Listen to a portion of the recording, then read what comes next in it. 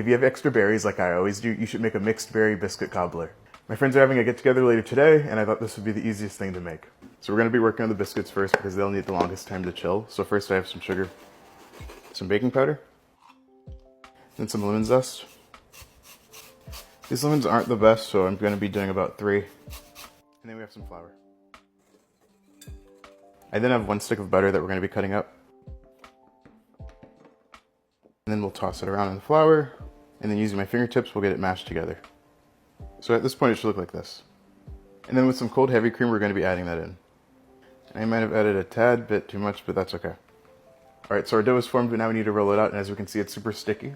So first I'm going to be flouring our surface. And I would definitely say making these biscuits is the hardest part of this recipe. And so with our rolled out dough, I'm going to be cutting into 4s, and then we'll do the stack and smash.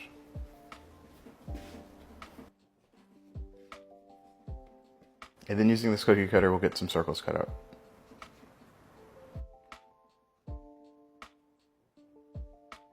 Our biscuits are in the freezer, so now we're going to start working on the filling. It all comes together in one bowl, and we're going to be using 2 pounds of frozen fruit.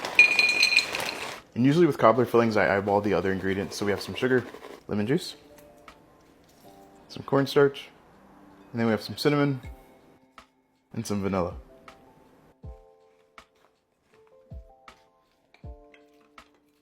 And now we'll top it with our chilled cut out biscuits.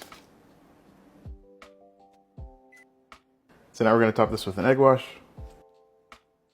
and some raw cane sugar.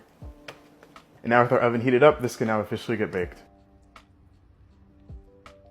Alright, so this was in the oven for about 1 hour and 15 minutes. We can see some of the biscuits have sunk, but that's totally fine. I'm sure it's still going to taste great. I'm not going to be eating this until later tonight, but of course you should serve it warm. You should have it with some ice cream too.